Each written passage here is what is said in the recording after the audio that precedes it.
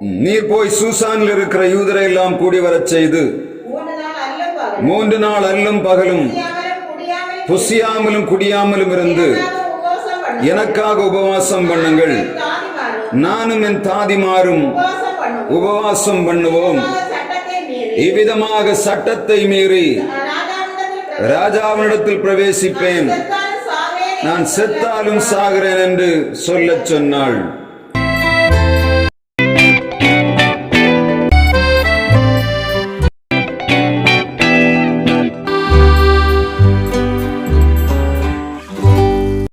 நம்முடைய பிதாவாகிய தேவனாலும் குமாரனாய் இயேசு கிறிஸ்துவினாலும் பரிசுத்த ஆவியினாலும் உங்களுக்கு கிருபையும் சமாதானமும் இந்த உபவாச கூடுகையிலே உண்டாவதாக. நாம் தொடர்ந்து உபவாசத்தை பற்றி பார்த்து கொண்டு வருகிறோம். ஒவ்வொரு நாளும் உபவாச செய்தியை கொடுக்க வேண்டும் என்று ஆண்டவருடைய சமூகத்தில் கேட்கும் போது அவர் கொடுக்கிற செய்திகள் எனக்கே மிகவும் ஆச்சரியமாகவும் அதிசயமாகவும் காணப்படும். இந்த நாளிலும் கர்த்தர் உங்களுக்கு தந்த வார்த்தை இன்றைக்கு எஸ்தர் 4ஆம் அதிகாரம் 16ஆம் வசனத்தை ஒருவர் வாசிக்கலாம். எஸ்தர் 4ஆம் அதிகாரம் 16ஆம் வசனம். நீர் போய் சூசானில் இருக்கிற யூதரை எல்லாம் கூடி வரச் செய்து 3 நாள் அல்லும் பகலும் புசியாமலும் குடியாமலும் இருந்து எனக்காக உபவாசம் பண்ணுங்கள். நானும் என் தாதிமாரும் உபவாசம் பண்ணுவோம். இவ்விதமாக சட்டத்தை மீறி ராஜாவினிடத்தில் பிரவேசிப்பேன். நான் செத்தாலும் சாகிறேன் என்று சொல்லச் சொன்னாள். நீர் சூசானில் இருக்கிற யூதரை எல்லாம் கூடி வரச் செய்து 3 நாள் அல்லும் பகலும் புசியாமலும் குடியாமலும் இருந்து எனக்காக உபவாசம் பண்ணுங்கள். நானும் என் தாதிமாரும் உபவாசம் பண்ணுவோம். உபவாசம் என்று சொல்லுவது நாம் வேதத்திலே அநேக காரியங்களை பார்க்கிறோம். மோசே 40 நாட்கள் புசியாமல் குடியாமல் சீனாய் மலையில் உட்கார்ந்து அவர் கற்பலகையை வாங்கி கொண்டு வந்தார். அதை நாம் பார்த்தோம். அதை போல இயேசு 40 நாட்கள் உபவாசம் இருந்தார். அவரும் புசியாமலும் குடியாமலும் இருந்ததை நாம் பார்க்க முடியும். இந்த இடத்துல காணப்படுகிற உபவாசத்திற்கு மிகவும் வித்தியாசமான ஒரு வரைமுறை கொடுக்கப்பட்டிருக்கிறதை நாம் பார்க்க முடியும். மற்றவர்கள் எல்லாரும் இருந்த உபவாசத்துக்கும் இந்த உபவாசத்துக்கும் உள்ள வித்தியாசம் என்னவென்று சொன்னா, ஒரு ராஜ்யத்தை ஆளுகிற ராணி ஒரு உபவாசத்தை கூறுகிறதை நாம் பார்க்க முடியும். உலகத்தில் மற்ற மனிதர்கள் எல்லாம் இருந்த உபவாசத்துக்கும் இந்த ராணி இருந்த உபவாசத்துக்கும் வித்தியாசம் என்னவென்று சொன்னா, அவ 3 நாள் ஒரு ராணி அவள் சொல்லுகிறாள், நீங்கள் எனக்காக உபவாசம் இருங்கள், நானும் என் தாதிமாரும் உபவாசம் இருக்க போகிறோம். இந்த உபவாசத்துல அவள் குறிக்கக்கூடிய காரியம் 3 நாள் என்ன பண்ணணும்? தண்ணியும் குடிக்க கூடாது, சாப்பிடவும் கூடாது. நீங்கள் அப்பமும் புசிக்க கூடாது, நீரும் எடுக்க கூடாது. அதை தேடி பார்த்தேன். நம்முடைய வாழ்நாட்கள் நம்ம உபவாசம் இருக்க முடியும் என்று சொன்ன இன்றைக்கு அநேக ஜனங்கள் சொல்லுகிறாங்க உபவாசம் இருங்க. முதலாவதாக சொன்னாங்க, ஒரு என்னுடைய சிறு வயதில் நான் கேட்டிருக்கிறேன், சாப்பிடாம வாங்க என்று சொல்லுவாங்க, தண்ணி குடிக்காம வாங்க என்று சொல்லுவாங்க. தண்ணி குடிக்காம யாரும் சொல்லல. நான் எனக்கு தெரிந்த பாஸ்டர்மார்கள் சொல்லுவாங்க, தண்ணியாவது குடிச்சிட்டு உபவாசம் இருங்க என்று சொல்லுவார்கள். ஆனா இங்கே கொடுக்கப்பட்டிருக்கிற உபவாசத்தை நீங்க பார்த்தீங்க, இந்த காலகட்டங்கள் எப்படி இருக்கு? நீங்க சாப்பிட்டாலும் பரவாயில்ல, உபவாசத்துக்கு வந்துருங்க, முடிச்சுட்டு போன கிடைச்சோம் நல்ல சாப்பாடு, கஞ்சி, கறி ஏதாவது கிடைக்கும். இப்படிதான் நம்ம கொடுக்கிறோமே தவிர, இந்த ராணி சொல்லுகிறாள் 3 நாள் நீங்கள் உபவாசம் இருங்கள், நானும் இருக்க போறேன். அதான் பெரிய விஷயம். 3 நாள் சாப்பிடாம தண்ணி குடிக்காம இருக்க முடியுமா? நான் மெடிக்கலை தேடி பார்த்தேன். 3 நாள் ஒரு மனுஷன் சாப்பிடாம தண்ணி சோறு சாப்பிடாம இருந்துடலாம். ஆனா தண்ணி சாப்பிடாம இருந்தா என்ன பண்ணும்? அவனுடைய சரீரத்தில் உள்ள தண்ணீர் டீஹைட்ரேஷன் ஆயிரும். நம்முடைய சரீரத்துக்கு தேவையான தண்ணீர், நான் குடிக்கக்கூடிய தண்ணீர் சரீரத்தில் என்ன பண்ணுது? சூட்டை தணிக்கிறது. நம்முடைய ரத்த மண்டலங்களுக்குள்ளே நியூட்ரியன்ஸை அனுப்பக்கூடிய தண்ணி இல்லாம இந்த ரத்தத்துக்குள்ள என்ன பண்ண முடியாது? சத்து பொருட்கள் கடத்தப்பட முடியாது. 3வது பாத்தீங்கன்னா, தாகம் எடுத்து என்ன பண்ணுவாங்க? செத்து போவாங்க. சரீரத்திலே செய்ய வேண்டிய வேலைகள் ஒன்றும் ஒழுங்கா நடக்காது. ஆனா இவ சொல்லுகிறாள், 3 நாட்கள் நீங்கள் எனக்காக உபவாசம் இருங்கள், தண்ணியும் குடிக்க கூடாது, சாப்பிடவும் கூடாது. அது மாத்திரமல்ல, நானும் இருக்க போகிறேன். ஒரு ஆள் 3 நாள் உபவாசம் தண்ணியும் சாப்பிடாம இருக்கணும்னா அவங்க சாதாரணமா இருக்க முடியாது. ஏன்னா அனுபவம் இல்லாம இருந்து பார்த்தா தெரியும். அது முதல்ல ஒரு நாள் ஒரு நேரம் சாப்பிடாம நம்ம இருந்தோம்னாலே முதலாவது தலையில கொஞ்சம் கறக்கம் உருவாகும். 2வது நாள் பிளாட், 3வது நாள் எப்படி இருக்கும், நம்ம எழும்புவோமா என்று தெரியாது. அந்த மாதிரி சூழ்நிலைக்குள்ள போய்விடும். இன்றைக்கு உபவாசம் என்று சொல்லக்கூடிய யாரும் இருக்கவில்லை, இருக்க முடியாது. அந்த கண்டிஷனுக்குள்ளே வந்து விட்டார்கள். நான் தேடி பார்த்த இவர்களால் இருக்க முடியுமா? இருந்திருக்கிறார்கள். இப்போ முதல்ல கவனிக்க வேண்டிய காரியம் என்னன்னா, மோசே 40 நாட்கள் உபவாசம் இருப்பதற்கு முன்பாக 40 நாள் மலையில் 2 தடவை இருந்தான் இல்ல மோசே. ஆனா அதை நீங்க கொஞ்சம் கவனிச்சு பார்த்தா தெரியும், அனுபவம் இல்லாம அவர் செய்திருப்பாரா? கண்டிப்பா இல்லை. ஏன்னா 40 வருஷங்கள் வனாந்தரத்தில் அவர் சுத்தி கொண்டு இருக்கிறார். இந்த ஆடுகளுக்கு பின்னாக போகிறார். ஆடுகளுக்கு பின்னாக போகும்போது எப்படி இருக்கும்? ஆடுகள் அதுக்கு டைமுக்கு சாப்பிடுமா தெரியாது. ஆனா இந்த மனுஷன் டைமுக்கு சாப்பிட முடியாது. ஏன்னா திடீர்னு போயிட்டு இருக்க என்ன பண்ணும், எங்கேயாவது விழுந்து கிடக்க, இதை தூக்கி எடுக்கக்குள்ளால அந்த சாப்பாட்டு நேரம் ஓடி போகும். எங்கேயாவது ஒண்ணு பிரசவம் அந்த நடந்துட்டு இருக்கும், அதை தூக்கி சுமக்கணும். இவருக்கு சாப்பாடும் சரி, சாப்பாடும் சாப்பிட்டு இருக்க மாட்டாரு, தூங்கி இருக்க மாட்டாரு. ஒரு நாள் அவருக்கு பெர்மனண்டான டைம் இல்லை, சாப்பாடும் டைம் இல்லை, தண்ணி குடிக்கிற நேரமே இல்லை. தண்ணி கிடைச்சா உண்டு, இல்லாட்டா இல்லை. ஆண்டவர் 40 வருஷம் போட்டு மோசே என்ன பண்ணாரு, அவன் சரீரத்தை கொன்னு அவருடைய எல்லா காரியங்களும் என்ன பண்ணார், ஒழுங்கு பண்ணிதான் என்ன பண்ணுகிறார், இஸ்ரவேல் ஜனங்கள் நடத்தும்படியாக கொண்டு போகிறார். சும்மா அழைத்தவுடன் அவர் கொண்டு போகவில்லை. 40 வருஷம் போட்டு அந்த வனாந்தரத்துல போட்டு அவன் முழுவதுமாக நெய் எடுத்தார். நம்ம கணக்கில் சொன்னா எப்படி, நெய்யை முழுசம் எடுத்துதான் என்ன பண்ணுறார், திரும்ப ஊழியத்துக்கு அழைத்துறான். ஏன்னா இவனுக்கு நெய்யை என்ன எடுக்க போறானுங்க, இஸ்ரவேல் ஜனங்கள் எல்லாரும் சேர்ந்து இவன் நெய்யை எடுக்க நம்ம எடுத்துருவோம். என்ன பண்ணாரு, எடுத்து கொண்டு போய் திரும்ப என்ன பண்ணுகிறார், அவர்களை கூட்டிக் கொண்டு வர. சாதாரணமான நாட்கள் இஸ்ரவேல் ஜனங்கள், வணங்கா கழுத்த ஜனங்கள், ஆண்டவர் கொடுத்த நன்மையெல்லாம் அனுபவித்து விட்டு உடனடியாக அவர் கொடுக்கிற சாப்பாடை சாப்பிட்டு முடித்த உடனே அவரை குறை கொடுப்பாங்க. அப்படிதானே? அவரை முறுமுறுத்து முறுமுறுத்து முறுமுறுத்து முறுமுறுத்து வந்த ஜனங்கள். இவர்கள் முறுமுறுப்புகள் அவர் கேட்டார் என்னது, எப்படி இருக்கும், மோசை எப்படி இருக்கும். மோசை யாரும் கேட்டு கேட்டு கேட்டு சலித்து போய் அவர் சொல்லுகிறார்கள் இவருடைய பேரை. அவர் சொல்ல, இவன் நான் சாகடிக்க போறேன், விட்டுரு சொல்ல. இல்ல இல்ல, நீர் செய்திராதையும் எனக்கு பேரை கறிக்க போன. அவ்வளவு என்ன பண்ணார், அவர் உடைக்கப்பட்டவராக வந்தார். இங்கே நீங்க கவனிக்கணும் இன்னொரு காரியம் என்னன்னா, இந்த எஸ்தர் ராஜாத்தி அவள் சொல்லுகிறாள், நீங்கள் உபவாசம் இருங்கள், நானும் இருக்க போகிறேன். அப்படின்னா அவளுக்கு தெரியும், அவளும் 3 நாள் உபவாசம் இருக்க தைரியம் உள்ளவ. அப்ப அவளுக்கு முன்னாடி எக்ஸ்பீரியன்ஸ் இருந்திருக்குமா இல்லையா? சாதாரண ராஜாத்தி இல்ல, எப்படி பூமியில போட்டு அடிச்சு உடைச்சுதான் கொண்டு வந்திருக்காரு. சாதாரணமா 3 நாள் சாப்பிடாம இருக்கணும்னா ராணி அவ சொல்ல, நீ நான் மாத்திரம் இல்ல, எங்க தாதிமாரு இருக்க போறோம். இங்க கொஞ்சம் யோசித்து பாருங்க, ஒருவேளை ராணிக்கு என்ன பண்ணு, தன்னுடைய ராஜ்யம் அழிய போகிறது, தன்னுடைய இனம் அழிய போகிறது, இதனால நான் உபவாசம் இருக்க போறேன்னு சொல்றேன். அவ சொல்லுகிறா, நான் மாத்திரம் இல்ல, யாரு என கூட இருக்கிறவங்க உபவாசம் இருக்க போறோம். தாதிமார் என்ன பண்ணியிருப்பா, எஸ்தருக்கு தாதிமார் என்னத்தை, இவ உபவாசம் இருந்தா தொட முடியுமா? எல்லா தாதிமாரும் எப்படி கூட இருந்தாங்க. சொல்லுகிற விஷயத்தை நீ கவனிக்கணும். நீங்க எனக்காக உபவாசம், எதுக்காக? நான் இந்த ராஜாவிடத்துல போகிறேன். ஏன்னா இனிமேல் என்ன செய்யணும் தெரியல. அவர் சொல்லுகிறாள், இந்த நான் கடந்த 30 நாட்கள் அளவும் ராஜா என்னை இதுவரை கூப்பிடல. ராஜா அழைக்காமல் ஒரு யாரும் என்ன பண்ணக்கூடாது. ராஜாவை பார்க்க போனா கொலை செய்யப்படும். இந்த எஸ்தர் 5ஆம் அதிகாரம் 2ஆம் வசனத்தை நீங்க படிச்சு பார்த்தீங்கன்னா தெரியும், ராஜாவுடைய அனுமதி இல்லாமல் என்ன பண்ண முடியாது. வாசிங்க.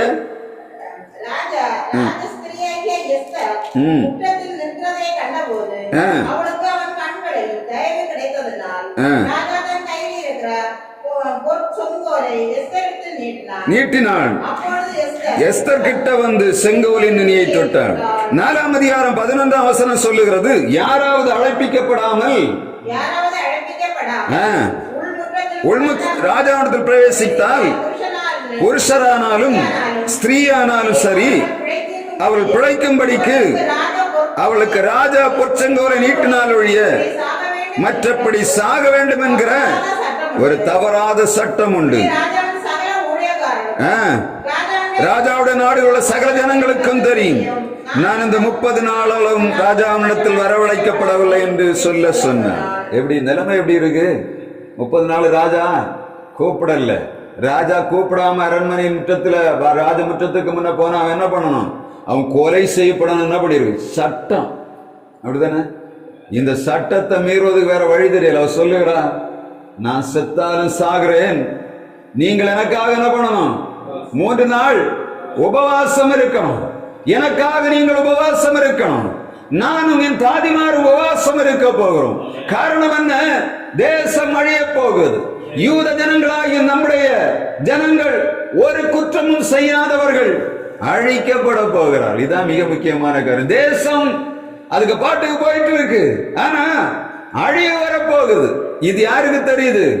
இங்க சூழ்நிலை மாறின உடனே அவளுக்கு தெரியும். நான் மாத்திரம் மொர்தெகாய் சொல்லுகிறான், எல்லா யூதர்கள் அழிக்கப்படும் போது நீ தப்பி போவா என்று மாத்திரம் நினைக்காத.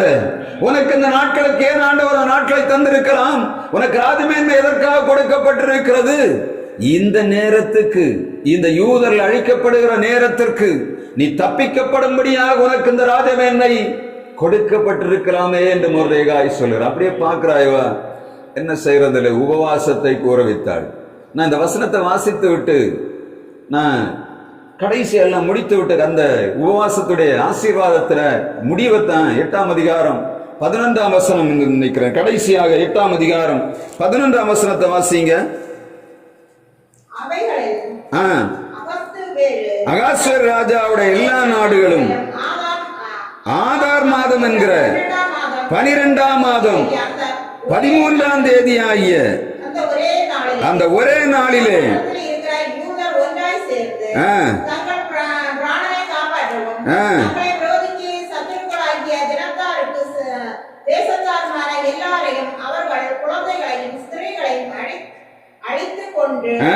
நிர்மூலமாக்கும் அவர் உடைமைகளை கொள்ளையிடும் ராஜா யூதருக்கு கட்டளையிட்டார் என்று எழுதியிருந்தது. வசனத்தை வாசிக்கீங்களா? இந்த வசனத்தை நான் உங்களுக்கு திரும்ப சொல்லணும். காரணம் என்னன்னா, ஆதார் மாசம் எத்தனாவது மாதம்? எத்தனாவது மாதம்? இங்க எழுதியிருக்கு. என்ன சொல்லியிருக்கு? ஆதார் மாதமாகிய 12ஆம் மாதம் எத்தனாம் தேதி? வாசிங்க, அந்த வாசிங்க, திரும்ப வாசிங்க அந்த வசனத்தை. என்கிற 12ஆம் மாதம் 13ஆம் தேதி ஆகிய அந்த ஒரே நாளில். என்ன தேதி? எத்தனை? என்ன தேதி? என்ன எத்தனாம் தேதி? 12ஆம் தேதி. எப்படிதானே? டிசம்பர் மாதம் 12ஆம் தேதி. நடந்தது அன்னைக்கு 13ஆம் தேதி. நாளைக்கு தான் அங்க என்ன நடக்குது? ஒரு இந்த யூதர்களை அழிக்க வேண்டிய நாள். இன்னைக்கு நம்ம அதை படிச்சு முடிச்சு இந்த வசனத்தை எடுத்து அன்னைக்கு உபவாசத்தை தியானித்து விட்டு கடைசியில் வரும்போது பார்க்கிறோம் எவ்வளவு சரியாக ஆண்டவர் செய்தியை கொடுத்துருக்கான்னு பார்த்தோம். ஏன்னா எல்லாம் முடித்து விட்டு நான் ஆண்டவர் கொடுத்த ஆசீர்வாதங்கள் உபவாசத்தை தான் அதனுடைய ஆசீர்வாதத்தை சொல்ல போகிறேன். கடைசியில பார்த்து ஆண்டவர் சொல்லுகிறார், ஆதார் மாதம் என்கிற 12ஆம் மாதம் 13ஆம் தேதி ஆகிய அந்த ஒரே நாளிலே யூதர்கள் தங்கள் எதிரிகளை அழிக்கும்படியாக சட்டம் எழுதப்பட்டது. அப்படின்னா இன்றைக்கு நம்ம உட்கார்ந்து இருக்கிற நேரத்தில் இந்த யூதர்கள் என்ன பண்ணிட்டு இருக்காங்க? அந்த யூதர்களுக்கு எதிராக அழிக்கும்படியாக ஆயத்தமாகிறாங்க. அப்படிதானே? கொஞ்சம் யோசித்து பாருங்க. ஆண்டவர் உபவாசத்தினாலே, இந்த 3 நாள் உபவாசத்தினாலே கொடுத்த ஆசீர்வாதங்களை நம்ம தொடர்ந்து பார்க்க இந்த நாளுக்கு உரியதாக காணப்படுகிற நம்முடைய தேசம், நம்முடைய இனம் ஜனம் அழிந்து போய்கொண்டிருக்கிற நேரத்தில் ஆண்டவர் நம்மிடத்தில் எதிர்பார்ப்பது என்ன? உபவாசம். அந்த உபவாசத்துல எப்படி இருக்கணும்? தண்ணியும் குடிக்க கூடாது, சாப்பிட. நான் உட்கார்ந்து பார்த்தேன்னா அல்சர் பேஷண்ட். உபவாசம் இருந்தா நான் என்ன பண்ணுவேன்? ஏன்னா ஒரு நேரம் சாப்பிடாட்ட தலையெல்லாம் கறங்கி கீழே கிடப்பேன். ஒரு நேரம் டைமுக்கு சாப்பிடாத என்ன உடம்பெல்லாம் அப்படியே குளிர்ந்து போகும். ஆனா ஆண்டவருடைய வார்த்தை சொல்லுகிறது, 3 நாள் புசியாமலும் குடியாமலும் அவர்கள் தங்கள் ஜீவனை முதலாவது என்ன பண்ணாங்க? பணயம் வைத்தார்கள். சாதாரண ஒன்றும் பண்ண முடியாது. 3 நாள் உபவாசம் இருந்தாலே அவன் செத்தாச்சுன்னு அர்த்தம். அவ்வளவு தன்னை ஒப்பு கொடுத்து இந்த எஸ்தர் ராஜாத்தி செய்தபடினாலே ஆண்டவர் கொடுத்த ஆசீர்வாதத்தின் ஒரு சில காரியங்களை இன்றைக்கு நான் தியானித்து கடந்து போகும் என்று விரும்புகிறேன்.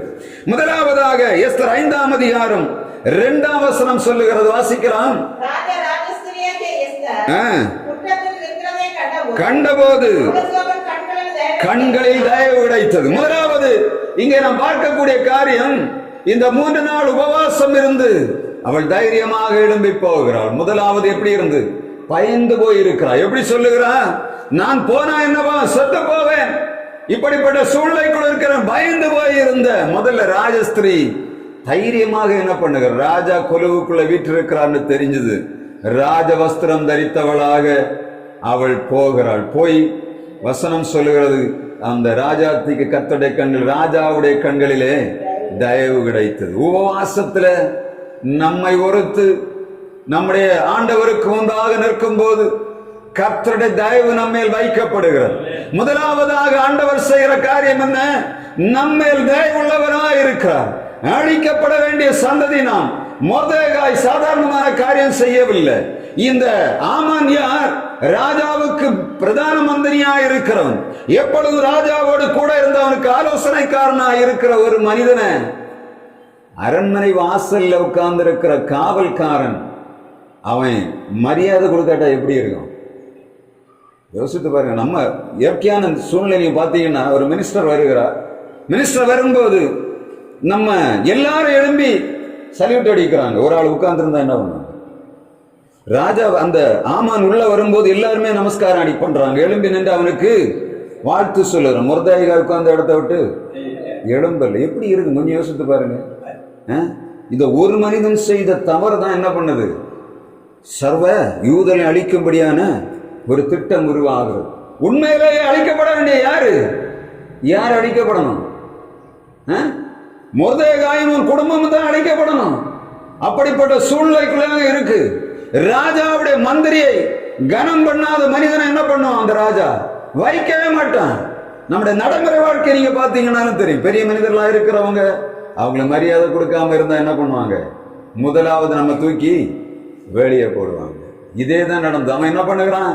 ஆமான் பொறுத்து பார்க்கிறான். எல்லாவனும் என்ன பண்ணுகிறான்? எழும்பி மரியாதை சொல்லுகிறான். இவன் மாத்திரம் உட்கார்ந்த இடத்த விட்டு எழும்ப மாட்டேங்கிறான்.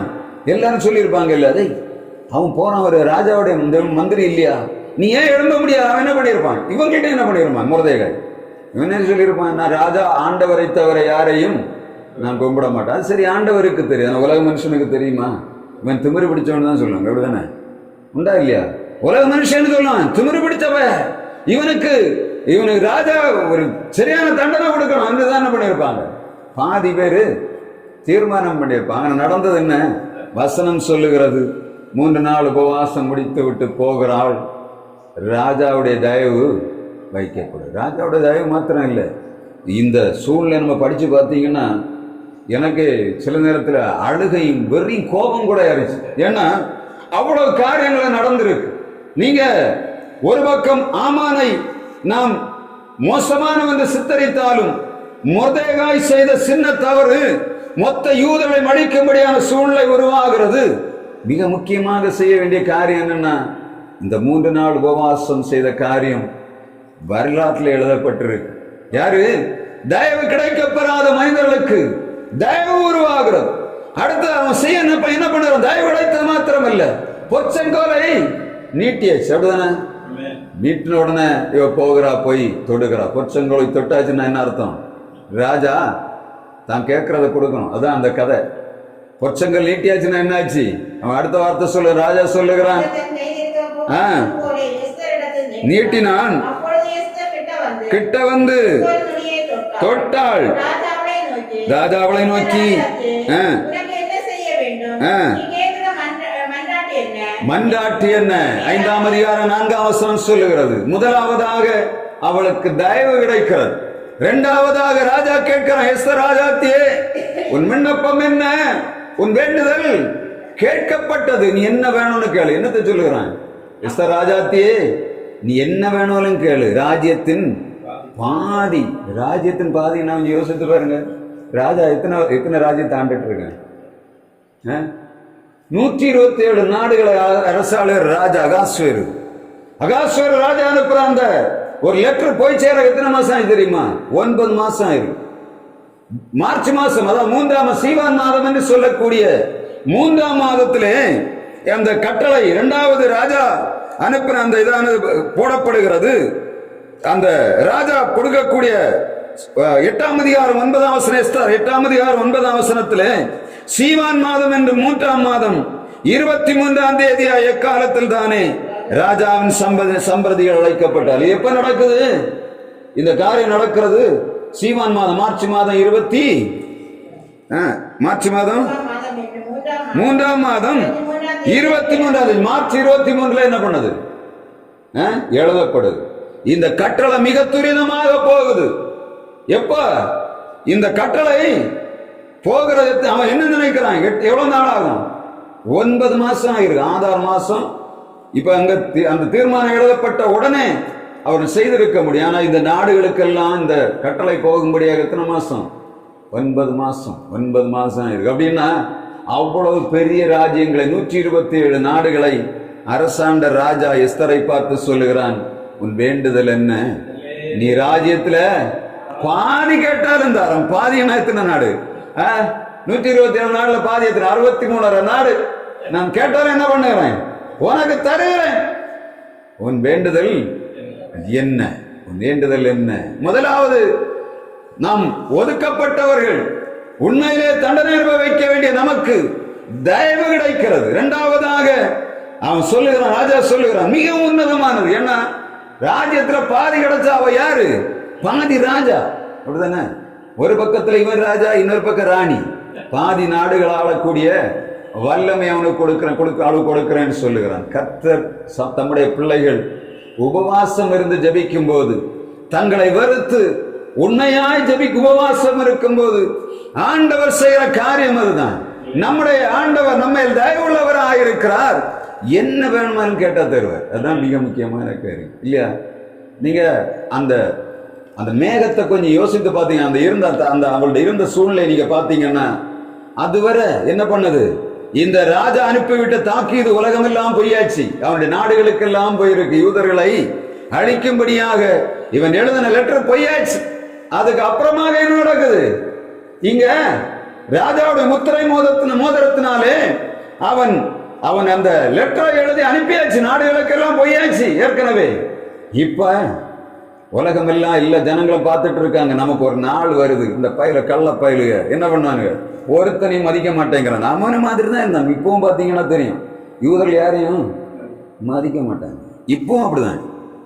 அதனாலதான் முஸ்லீம்கள் என்ன பண்ணுறாங்க? இவங்களை கொல்லணும்னு முதல்ல பிறந்த குழந்தை காதல ஓதணும். நீ என்ன பண்ணணும்? யூதனை கொல்லணும். அவன் கொடுக்குற முதல் ஓதலே அதுதான். ஒரு குழந்தை பிறந்தவன என்ன பண்ணுவாங்கன்னா அது காதல ஓதுவாங்களா முஸ்லீம்? என்ன பண்ணுவாங்க? யூதனை கொல்லணும். யூதனை கொல்லணும்னு தான் அவனுக்கு வாயில கொடுக்க முதல் வார்த்தை. அம்மா அப்பான்னு சொல்றானே முதல்ல என்ன? யூதனை நீ கொல்லணும். ஏன்னா இவர்கள் யார்? ஒருத்தனை மதிக்க மாட்டாங்க. என்ன பண்ண? ஆண்டவரை தவிர வேற யாரையும் சேவிக்க மாட்டாங்க. இது உலகத்துக்கு என்ன தோணும்?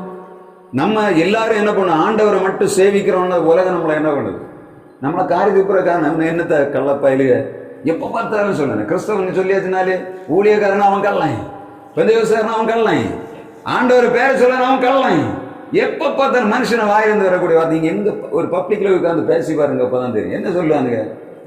பாஸ்டர் வந்தேன், அவனுக்கு என்ன வேற வேலையும் தொழிலே இல்லை. இதுதான் முழு கள்ளமாரி. எப்போ பார்த்தாலும் என்ன சொல்லுங்க?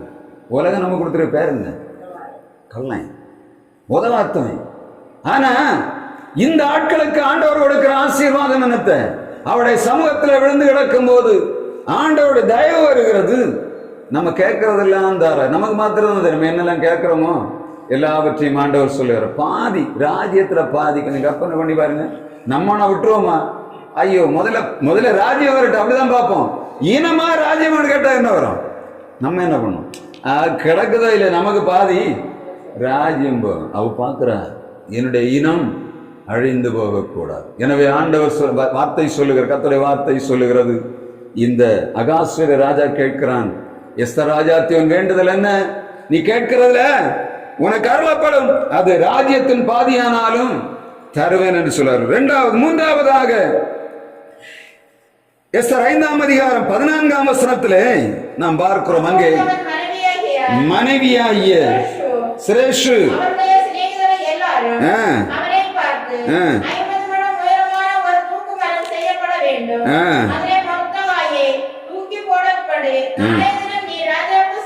சொல்ல வேண்டும்.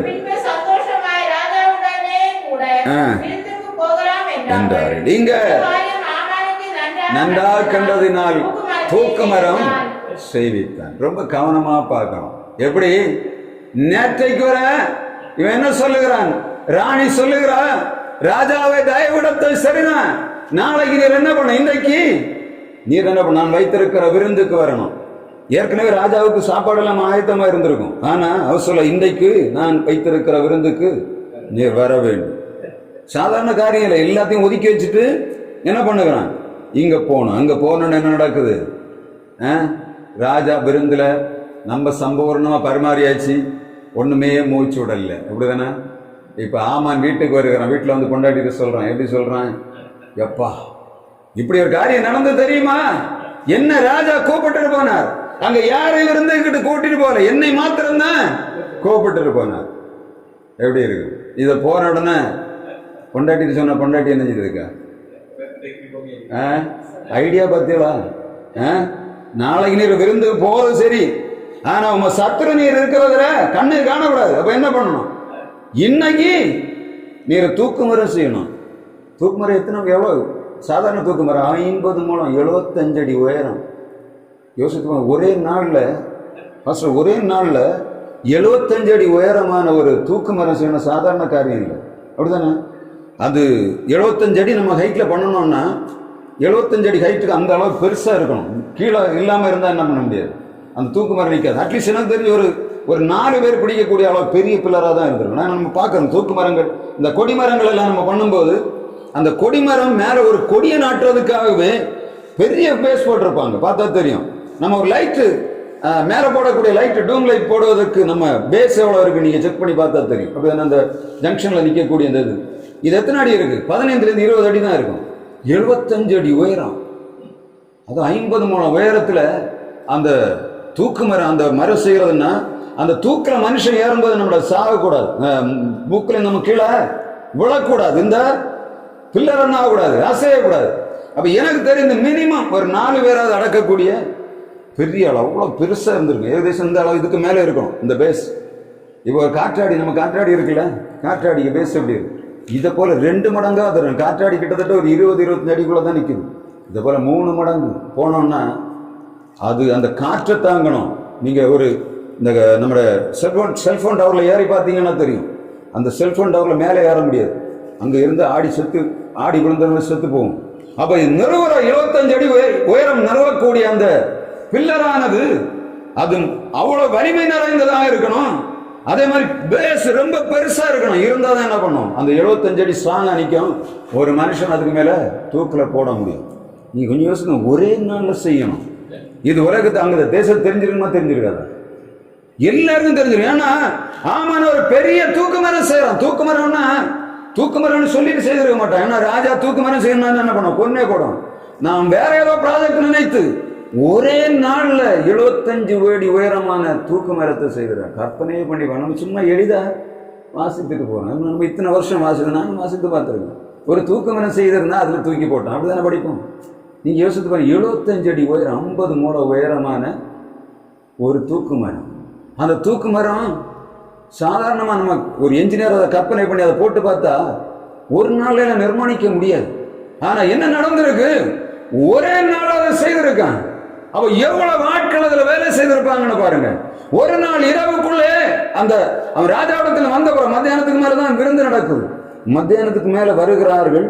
ஒரே நாள் ராத்திரியில பில்லர் போடப்பட்ட சின்னத்தை பெரிய தூக்கு மரம். இது அப்போ நான் என்று சொல்லக்கூடிய ராஜாவுடைய பிரதானிக்கு தெரியுது. அது கடைசியில் அவன் சொல்லுவான், யாரு, ஆமான் செய்த தூக்கு மரம் அங்க வீட்டுக்கு முன்னாடி மாட்டி இருக்கு. அப்ப ஏற்கனவே இவன் தூக்கு மரமா தான் செய்திருக்கான். யாருக்கு தெரியும்? அப்போ நாவுக்கு தெரியும். யாருக்கு செய்தான்னு தெரியல. என்ன நினைத்தான், ராஜா என்னை பெரிய ஆளா வச்சிருக்காரு, இனி இந்த மொர்தெகாய் போல வைக்க கூடாது. ஆண்டவர் பார்த்தார். அன்னைக்கு ராத்திரி என்ன நடக்குது? இந்த 9ஆம் அதிகாரம் 1ஆம் வசனத்தை படிங்க.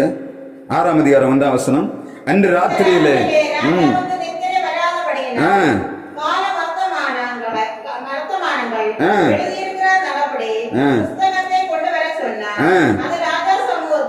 வாசிக்கப்பட்ட 6ஆம் அதிகாரம் 2ஆம் வசனம் சொல்லுகிறது, ஒரு உபவாசம் 3 நாள் செய்த உபவாசத்திலே ஆண்டவர் முதலாவது தயவை காண்பிக்கிறார், விண்ணப்பத்துக்கு செவி கொடுக்கிறார், மூன்றாவதாக என்ன நடக்குது? எதிராளி அவன் தன்னுடைய கண்களுக்கு முன்பாக ஒரு சதியை நிறைவேற்றுகிறது. அதை முறியடிக்கும்படியாக ஆண்டவர் இந்த 6ஆம் அதிகாரம் 2ஆம் வசனத்திலே சொல்லப்படுகிறது. என்னத்த?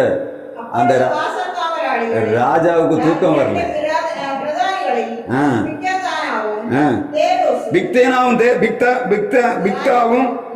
பிக்தானாவும் தேரேசும்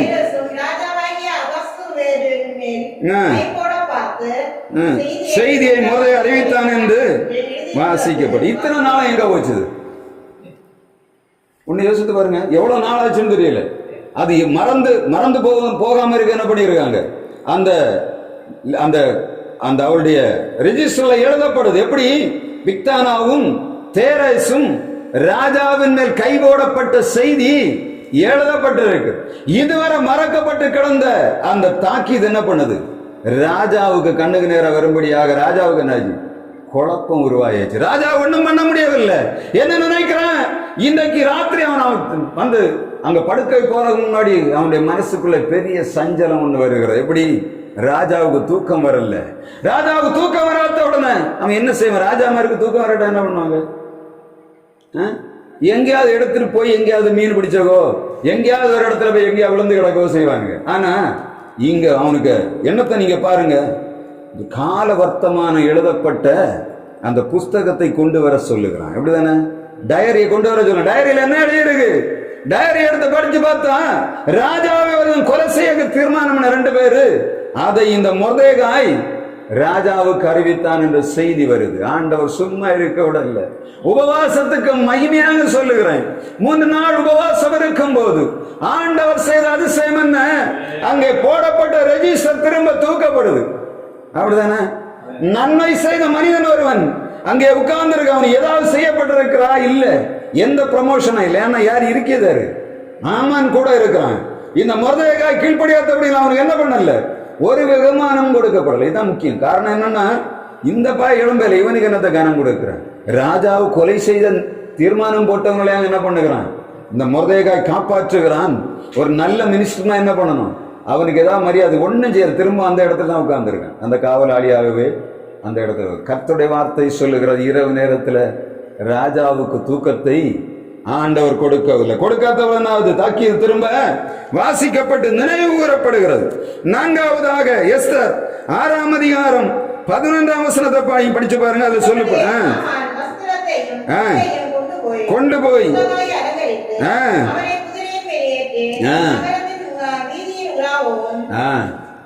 இப்ப நடக்கிறது என்ன? இப்படி செய்யப்படும்.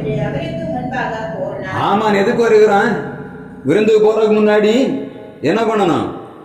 மொர்தெகாயை கொண்டு அதுக்கு பிறகு விருந்துக்கு போகணும். காலையில் அதிகாலையில வரான். என்ன பண்ணணும்? இவனை மொர்தெகாயை தூக்கி போடணும்ட்டு பேச வருகிறான். அதுக்கு முந்தின ராத்திரி ஆண்டவர் என்ன பண்ணுகிறார்? அகாஸ்வேர்கிட்ட சொன்னார், அவனை கனம் பண்ண போகிறேன், அவனை கனம் பண்ண போகிறேன் என்று ஆண்டவர் தீர்மானித்து விட்டார். உலகம் சொல்லுகிறது இவனை கொண்டு போடணும். எப்படி இருக்கு? வித்தியாசம் இருக்கா? இது எப்படி நடந்தது? ஆண்டவருடைய சமூகத்தில் உபவாசம் இருந்து ஜெபிக்கும் போது அந்த சூழ்நிலை ஆண்டவர் அப்படியே மாற்றுகிறதை பார்க்க முடியும். ஒரு நாள்ல எல்லா காரியங்களும் பாத்தீங்கன்னா ஒரே நாள்ல தூக்கு மரம்.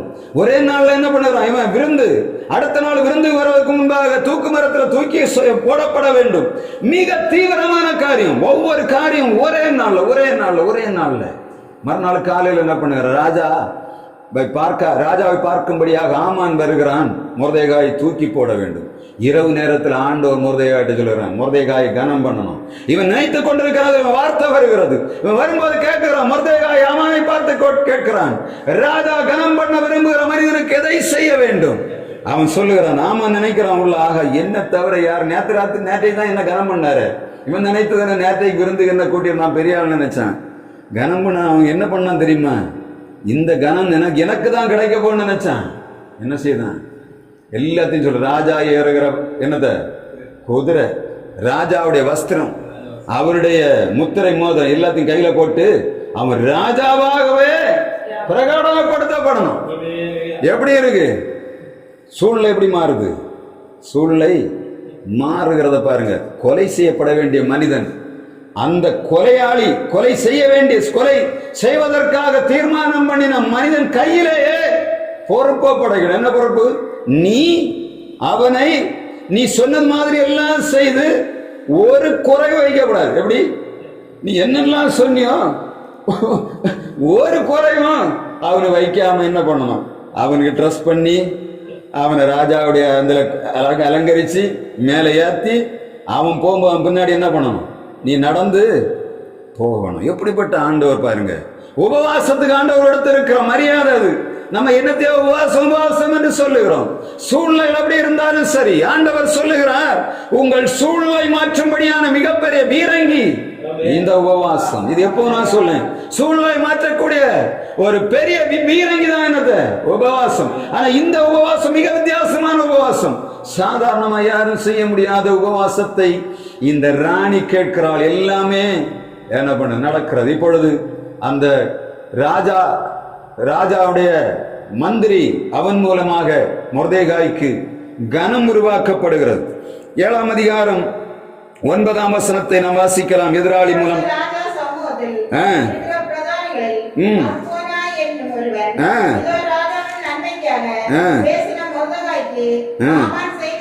ஆமான் செய்வித்த 50 முழ உயரமான தூக்கு மரம் நாட்டப்பட்டிருக்கிறது என்றான். அவனை தூக்கி போடுங்கள் என்று சொன்ன. நீங்க 9ஆம் வசனத்தை நீங்க பாத்தீங்கன்னா இந்த அர்போனாவுக்கு தெரிந்திருக்கு உண்டா இல்லையா? இவனுக்கு தெரிந்துதான் செய்திருக்கான். ஆனா ராஜாவுக்கு தெரியவில்லை. மொர்தெகாய்க்கு தூக்கு மரம் செய்கிறான் அவனுக்கு தெரியல. ஆனா அர்போனாவுக்கு தெரிகிறது. ஆமான் யாருக்கு செய்கிறான்? மொர்தெகாய்க்கு செய்கிறான்னு தெரிஞ்சது. அப்ப ஒண்ணுமே பேச முடியல. பிரதானி இல்லையா அவன்? அவனுக்கு கூட இருக்கிற அந்த மந்திரியை ஒன்னும் கேள்வி கேட்க முடியாது. மொர்தெகாய் அப்படித்தான் இருக்கிறான். இந்த வாசல் காவலாளியாக இருக்கிறான். ஆமானுக்கு மரியாதை கொடுக்கல. இந்த அர்போனாவுக்கு தெரியும். ஆனா இந்த அர்போனாவுக்கு தெரிந்தது என்ன? மொர்தெகாய்க்காக இந்த ஆமான் என்ன பண்ணிருக்கான்? அப்போ இந்த கூட்டத்தில் வந்து அந்த அந்த இதை பண்ண போகும்போது என்ன பண்ணிருக்கான்? தூக்கு மரம் செய்கிற இடத்துல அர்போனா கண்டிப்பாக இருந்திருக்கணும். சொல்லுகிறான், இந்த மொர்தெகாய்க்காக வைக்கப்பட்ட தூக்கு மரத்தில் என்ன பண்ணணும்? ஆமானை தூக்கி. 2வது நாள் விருந்து பரிமாறப்படும் போது நிறைய காரியங்கள் நடக்குது. ஆனா நான் தொட்டு போயிருக்கிறேன். நிறைய காரியங்களை நம்முடைய ஆண்டவர் நமக்காக செய்கிறவராக இருக்கிறார். வருடக்கணக்காக உபவாசம் இருந்து பார்க்கிறோம். ஏன் இந்த காரியங்கள் நடைபெறவில்லை என்று அநேக நேரங்களிலே கேட்டுக்கொண்டிருக்கிறோம். நம்முடைய உபவாசம் சரியா இருக்கும்னா ஆண்டவர் இவைகளை செய்வார். அதுக்காக சாவுவதற்காக சொல்லல. தண்ணி குடிச்சுட்டா அது என்ன பண்ணணும்? ஆண்டவருடைய சமூகத்திலே நம்முடைய உபவாசத்தை நம்ம தீவிரப்படுத்தணும். நம்முடைய உபவாசம் தீவிரப்படுத்தப்படணும். ஆண்டவர் விருதாமாக ஒரு காரியத்தை வேதத்தில் எழுதுகிறவர் இல்லை. ஒரு எழுத்துக்கு கூட ஆண்டவர் மரியாதை வைத்திருக்க. என்னை கனம் பண்ணுகிறவர்களை நானும் கனம் பண்ணுவேன் என்று சொன்ன ஆண்டவர் இங்க ஒரு எதிராளியான மனிதனை கொண்டு ஆண்டவர் என்ன பண்ணுகிறார்? தன்னுடைய பிள்ளைகளுக்கு கனத்தை உண்டாக்குகிறார். இங்க இந்த எதிராளி என்ன பண்ணுகிறார்? ஆண்டவர் அவன் செய்த தூக்கு மரத்திலேயே அவனை தூக்கி போட செய்கிறார். அப்படிதானே? எப்படிப்பட்ட ஆண்டவர் பாருங்க! நம்முடைய ஆண்டவர் செயல்படுகிற ஆண்டவர் என்பதை நாம் மறந்து போக கூடாது. அடுத்தது எஸ்தர் 8ஆம் அதிகாரம் 12ஆம் வசனத்திலே இந்த ஒன்றாய் சேர்ந்து காப்பாற்றவும்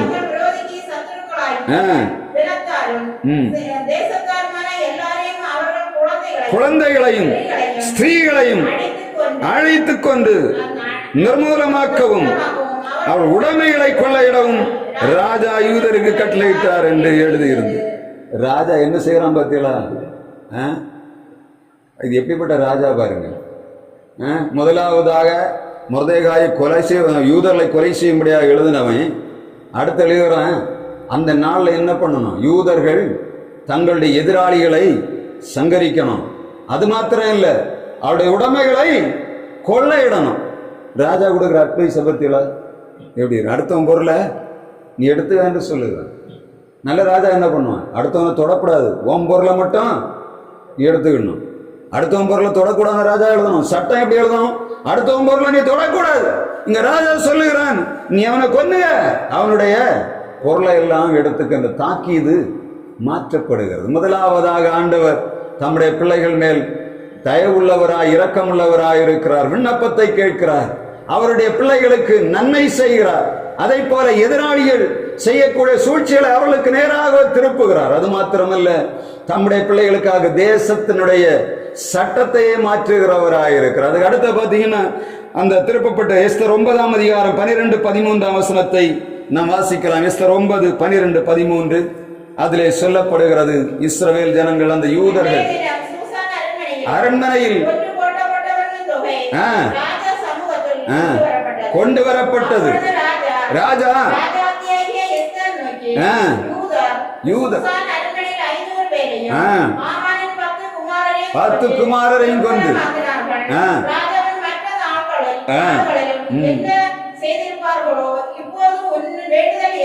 என்ன கட்டளையிடப்படும். நடக்க காரியம் என்ன? ஆமானை கொண்டு விட்டார்கள். இப்பொழுது அந்த சூசான் அரண்மனையில் 500 பேரை கொண்டு இருக்காங்க. எப்படி இருக்கும்? சூசான் அரண்மனையிலேயே யூதர்களுக்கு எதிராக இருந்த ஜனங்களை என்ன பண்ணாங்க? 500 பேர், அரண்மனையில் 500 பேரை கொண்டு இருக்காங்க. அப்ப எப்படி இருந்திருக்கும்? இவங்க எவ்வளவு தீவிரமாக மோதேக அழிக்கணும்னு தீர்மானம் பண்ணியிருப்பாங்க. அப்படிதானே? 500 ஒரு மனிதன் இல்லை, ஆமான் மாத்திரம் இல்லை, 500 பேர் யாரா இருந்திருப்பாங்க. இவங்க தூக்குமேட செய்தவனா இருந்திருப்பாங்க. இந்த 500 பேர் என்ன பண்ணாங்க? 500 பேரை கொண்டாச்சு. அவனுடைய 10 குமாரர், ஆமானுடைய 10 குமாரரையும் கொண்டு இருக்காங்க. பெரிய அரண்மனை, ஆமானுடைய அரண்மனை, ராஜாவோட அரண்மனை, பெரிய அரண்மனை, 10 பிள்ளைகளை வச்சு வந்திருக்காங்க.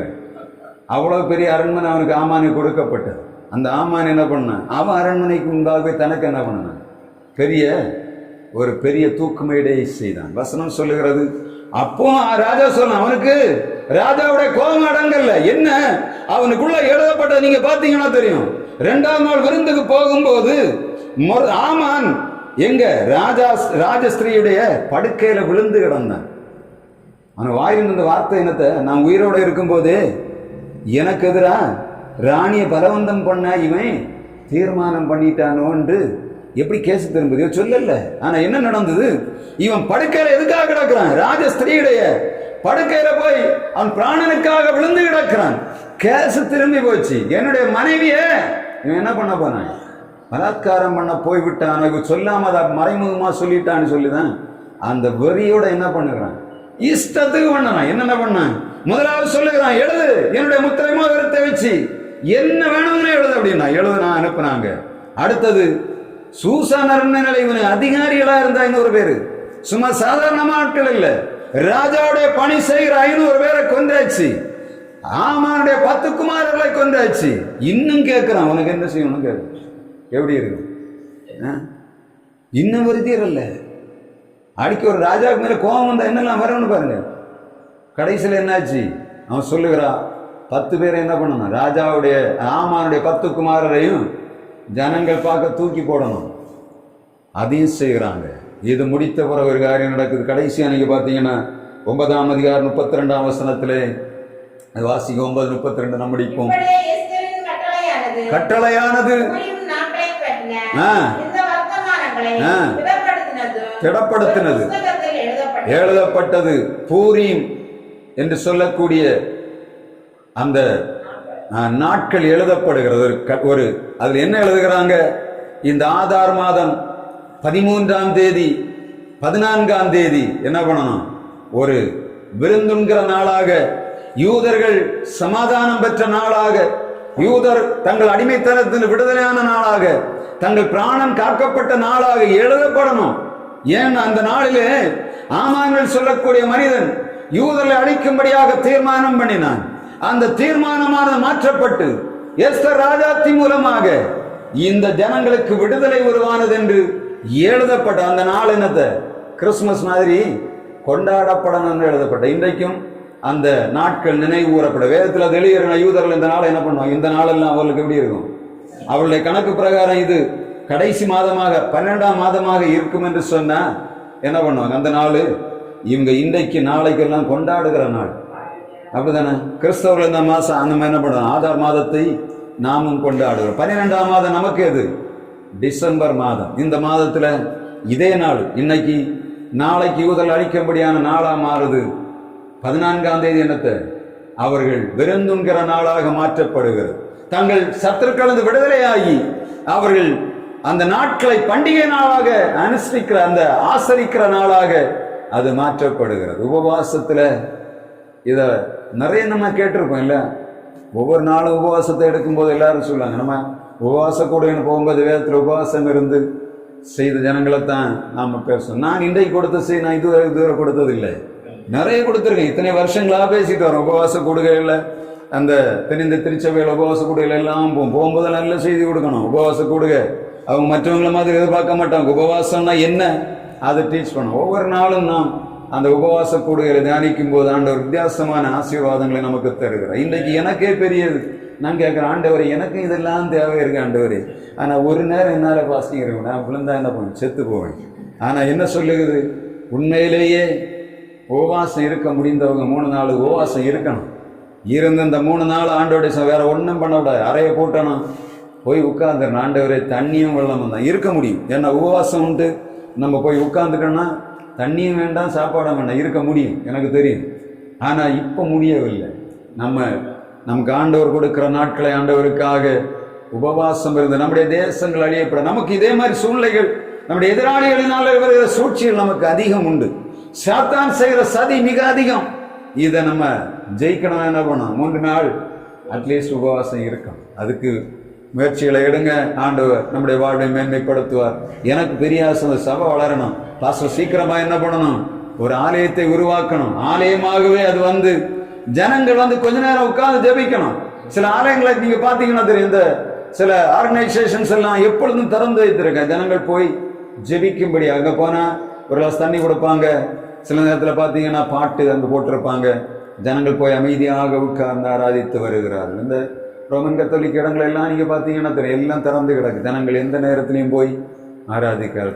திருச்சபைகளிலும் எப்படி இருக்கு, மேக்சிமம் எல்லா சபைகளும் திறந்திருக்கு, இப்பவும் போய் ஜெபம் பண்ணலாம். ஆனா நமக்கு அது வேணும். ஆண்டவர்கிட்ட கேட்கிற, ஆண்டவரே பாஸ்டரா தான் சீக்கிரமா ஒரு சின்ன சபையாவது நீங்க உருவாக்குங்க. ஜனங்கள் வந்து அவருடைய தேவைகளை சொல்லிட்டு போகணும். அங்க ஒரு சமாதானம் இருக்கணும். அதுல வரும்போது ஜனங்கள், நீங்க நம்ம பிரசங்கம் பண்றோமோ பாட்டு கேட்கிறோமோ, அதுல காலையில இருந்து ஒரு சின்ன சத்தம், ஒரு பாட்டு சத்தம் கேட்டுட்டே இருக்கு. ஜனங்கள் உள்ள வரும்போது அவளுக்கு விடுதலை வரும். சீக்கிரமாக ஆண்டவர் செய்வார் என்று விசுவாசிக்கிறேன். நீங்களும் ஜெபிங்க. நமக்கு எத்தனை நாள் ஆண்டவரை கொடுக்கறது இல்லை, கொடுக்கிற நாட்களை ஆண்டவருக்காக பயன்படுத்த நினைக்கிறேன். நீங்களும் நம்முடைய ஆண்டவருடைய வார்த்தை கீழ்ப்படிந்து பெரிய காரியங்களை செய்யணும். உலகத்தில் நம்ம வாழுகிற நாட்கள் கொஞ்ச நாட்கள். அந்த நாட்களிலே நாம் ஆண்டவருக்காக செய்ய வேண்டிய பணிகளை நிறைவாய் செய்யும்படியாக கர்த்தர் நமக்கு இரக்கம் பாராட்டுவாராக. எக்காலம் ஊதிடுவோம், எரிகோவை தகர்த்திடுவோம், கர்த்தரின் நாமம் உயர்த்திடுவோம், கல்வாரி கொடியேற்றுவோம்.